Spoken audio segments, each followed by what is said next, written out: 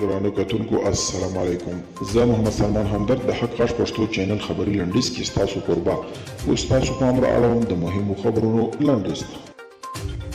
امریکا وايي د 300 زره افغان پوځیانو دنده ده چې د خپل هیواد ساتنه وکړي. د امریکایي پوځ لوی درستیز مارک میلی په افغانستان کې د وروستي وضعیت په اړه د وضاحت لپاره د امریکا سنات ته درولل شوی.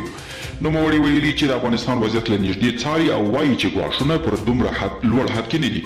د قزاقستان او تاجکستان ولسمشرانو د افغانستان پر روان وضعیت خبرې کړې دي. د راپورونو له مخې دواړو لوري د افغانستان په شمالي ولایتونو کې وروستۍ جګړې د جدي اندېښنې وړ بللې دي او په خبرې وضعیت همداسې روان وي نو د دغه ولایتونو ناامنۍ د ټولې سیمې پر وضعیت منفي تاثیر کولی شي.